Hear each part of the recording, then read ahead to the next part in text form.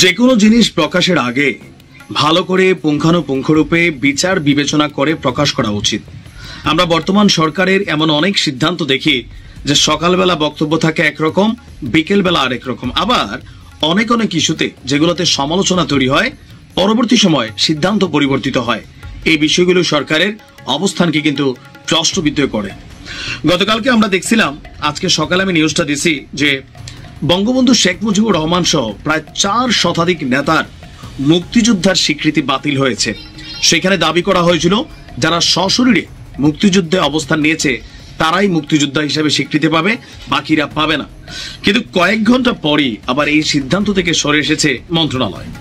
আমাদের মুক্তিযুদ্ধ বিষয়ক যে মন্ত্রণালয় আছে, সেই মন্ত্রণালয়ের যিনি দায়িত্বশীল উপদেষ্টা আছেন ফারুক ই আজম, কয়েক ঘন্টা আগে তিনি বলছেন যে বঙ্গবন্ধু শেখ মুজিবুর রহমান সহ 4 নেতা সৈয়দ নজরুল ইসলাম, তাজউদ্দিন আহমেদ, মোহাম্মদ মনসুর আলী ও HM কামরুজ্জামান তারা প্রত্যেকেই মুক্তিযোদ্ধা। তার মানে তাদের স্বীকৃতি বাতিল হয়নি।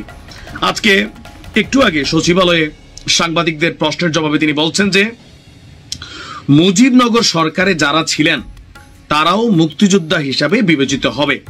যারা সশস্ত্রভাবে মুক্তিযুদ্ধ করেছে, যারা পরিচালনা করেছে, তারা সবাই মুক্তিযোদ্ধা। তবে ওই সরকারের কর্মকর্তা, কর্মচারী, সহযোগী মুক্তিযোদ্ধা হিসাবে বিবেচিত হবেন। এমনকি তিনি আরো বলছেন স্বাধীন বাংলা বেতার কেন্দ্র সহ কূটনীতিকরা সহযোগী মুক্তিযোদ্ধা। সহযোগী মানে এ নয় যে তাদের সম্মান ক্ষুণ্ণ করা হয়েছে। উপদেষ্টার বক্তব্য, বীর মুক্তিযোদ্ধাদের নতুন সংজ্ঞা নির্ধারণ করে তার জাতীয় মুক্তিযোদ্ধা কাউন্সিল আইনের সংশোধিত অধ্যাদেশ স্পষ্টভাবে উল্লেখ থাকলেও এটি নিয়ে বিতর্ক সৃষ্টি করা হচ্ছে। ওনার বক্তব্য, 1972 সালে মুক্তিযোদ্ধাই সংজ্ঞার বাস্তবায়ন করেছে, মুক্তিযুদ্ধের সংজ্ঞার বাস্তবায়িত হয়েছে। আর 2018 এবং 22 সালে এটা পরিবর্তন করা হয়। মুক্তিযোদ্ধা এবং মুক্তিযুদ্ধের সহযোগী দুইয়েরই সম্মান, মর্যাদা, সুযোগ সুবিধা একই থাকবে। জাতিগতভাবে মুক্তিযুদ্ধ না করলে আমরা স্বাধীন হতে পারতাম না। আর মুক্তিযুদ্ধের চেয়ে গৌরবের ইতিহাস আমাদের আর কিছুই নেই। গতকালকে রাত 11টার দিকে জাতীয় মুক্তিযোদ্ধা কাউন্সিল অধ্যাদেশ গেজেট আকারের পর তুমুল সমালোচনা, বিতর্ক শুরু হয়েছে। এর মাঝখানে সার্জিস আলম, দায়ের চেয়ে আসার বড়, বঙ্গবন্ধু বঙ্গবন্ধু বলতে একসময় লোল ফেলা এই সাবেক ছাত্রলীগ নেতা, আজকে আমাদের ব্লুটুথ বয় সার্জিস, সে আবার প্রশ্ন তুলছে বঙ্গবন্ধুর মুক্তিযোদ্ধা ইস্যু নিয়ে। আপনি ভাবতে পারেন যে কোন চরিত্রটা আসলে সঠিক। তখন বলছি কি আমাকে ধরাই দিছে, আমি এই জন্য এগুলো বলছি।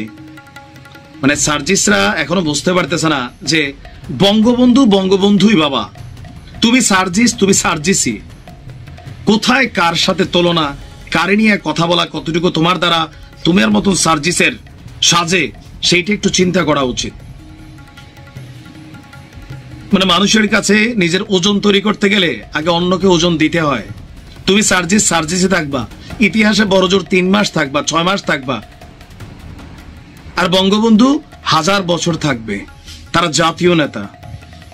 ভালো থাকুন। যারা জামাত ইসলামের হেটার্স আছেন তারাও কিন্তু একটা জিনিস বিশ্বাস করেন যে আমানতদারির ক্ষেত্রে আওয়ামী লীগ, বিএনপি, জামাত ইসলাম এবং আমরা এনসিপি কে আপাতত ধরতে পারি, এই 4টা দলের নেতাদের মধ্যে ধরেন একদম প্রথম সারির না, কথার কথা যে শেখ হাসিনা বা খালেদা জিয়া, ওনারা না, লোয়ার ক্লাসের মধ্যে সবচেয়ে বেশি বিশ্বস্ত কারা? জামাত ইসলাম। আমানতের খেয়ানতদারি খুব বেশি না করা দলটার মধ্যে কিন্তু জামাত ইসলাম আছে। টাকা পয়সার দিক দিয়া বা অনেক দিক থেকেই এটা পজিটিভ অবস্থানে আছে। আপনি যতই হ্যাটার্স হন, এটা কিন্তু স্বীকার করতে হবে। কিন্তু আজকে আমরা এমন এক ব্যক্তিকে নিয়ে কথা বলছি যার খবর শুনে শেখ হাসিনা, বেগম খালেদা জিয়া তারাও নিশ্চয়ই হাসছেন শিবির নেতার, মানে সাবেক শিবির নেতার এক কর্মকাণ্ডে। আমি মনে হয় এই প্রথম টাইপের নিউজ করছি। এর আগে আমার এত বড় নিউজ স্ক্যান্ডাল আর আমার চোখে পড়ে নাই। বগুড়ায় ইসলামী ছাত্র শিবিরের একজন সাবেক নেতা আমিরুজ্জামান পিন্টু, তার বিরুদ্ধে জামাত ইসলামের 5000 নেতাকর্মীর প্রায় 200 কোটি টাকা হাতিয়ে লাপাত্তা হওয়ার অভিযোগ উঠেছে। রেইনবো মাল্টিপারপাস কোঅপারেটিভ সোসাইটি মানে জামাতের বিভিন্ন প্রতিষ্ঠানগুলো তৈরি হয় বিভিন্ন ইসলামিক নাম দিয়া, বাট তার নামটার মধ্যে একটু আলাদা আছে। এই প্রতিষ্ঠান খুলে শরিয়া ভিত্তিক অধিক মুনাফা, এগুলো আবার ধরেন জামাতের যতগুলা প্রতিষ্ঠান আছে এরকম ইসলামিক শব্দ যোগ দেয় যেন সাধারণ মানুষ এগুলাতে বিশ্বাস করে। তো বিভিন্ন জায়গায় তারা করছে, ইসলামী ব্যাংক থেকে শুরু করে সব জায়গায় আমানতদারি ঠিক আছে, কিন্তু এইখানে এসে এই পিন্টুর প্রতিষ্ঠানে এই শরিয়া ভিত্তিক অধিক মুনাফা দেওয়ার প্রলোভনে এখানে হিউজ পরিমাণ মানুষ তারা ইনভেস্টমেন্ট করেন। ভুক্তভোগীরা যখন টোটাল টাকাটা এখানে জমা করেছে এরপরেই চট করে উধাও হয়ে গেছে এই পিন্টু। তবে একদিনে তিনি এত টাকা গ্রাহকদের কাছ থেকে নেননি। অভিযোগ বলছে বগুড়া শহরের মালগ্রাম মধ্যপাড়া খন্দকারপাড়া ডাক্তার আবু জাফরের ছেলে ইসলামী ছাত্র শিবিরের সাবেক নেতা পিন্টু ফার ইস্ট ইসলামী ইন্স্যুরেন্সে চাকরি করতেন। প্রায় এক যুগ আগে বগুড়া শহরের গালাপট্টিতে রেইনবো মাল্টিপারপাস কোঅপারেটিভ সোসাইটি নামক একটা প্রতিষ্ঠান খোলেন। এছাড়া রেইনবো হোমস, রেইনবো কৃষি উন্নয়ন সংস্থা ও শহরের কলোনি এলাকায় রেইনবো হাসপাতালও চালু করেন। বিদেশ ফেরত রেমিডেন্স যোদ্ধা, অবসরপ্রাপ্ত সরকারি চাকরিজীবী, বিশেষ করে জামাত ইসলামের নেতাকর্মীদের তিনি উদ্বুদ্ধ করেন। পিন্টু সাবেক শিবির নেতা হওয়ায় জামাত ইসলামের নেতাকর্মীরা বিশ্বাস করে তার প্রতিষ্ঠানে তারা টাকা আমানত রাখেন। বগুড়া সরকারি আজিজুল হক কলেজের অবসরপ্রাপ্ত সহযোগী অধ্যাপক ফজলুর রহমান বলছেন, চাকরি থেকে অবসরের পর তার মতন অনেকে শরিয়া ভিত্তিক অধিক মুনাফা লাভের আশায় এই প্রতিষ্ঠানে তারা টাকা বিনিয়োগ রেখেছিল। প্রায় 12 বছর যাবৎ মানুষের এই বিশ্বাসকে কাজে লাগিয়ে তিনি গেল কয়েকদিন আগে 22শে মে হঠাৎ করে তার প্রতিষ্ঠানে তালা ঝুলানো তার যারা গ্রাহকরা আছে তারা দেখতে পায়। তো এরপর 2 জুন আনুষ্ঠানিকভাবে যারা এখানের মূল গ্রাহক আছেন সেখানে তারা তার বাড়িতে তার বিভিন্ন প্রতিষ্ঠানে যায়, সেখানে গিয়েও তারা তালা দেখতে পায়। এরপর বিষয়টি নিয়ে জনগণ একত্রিত হয় এবং এ প্রসঙ্গে শহর জামাত ইসলামের আমির তার কাছেও জানানো হয়েছে। তবে তিনি বলছেন তার সঙ্গে জামাতের কোনো সম্পর্ক নেই পিন্টুর সঙ্গে। তবে 90 দশকে তিনি ছাত্র শিবিরের কর্মী ছিলেন, শিবির থেকে যাওয়ার পর আর তিনি কোনো রাজনীতি করেননি।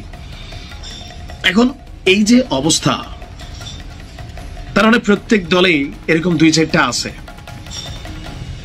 প্রত্যেক দলে আছে।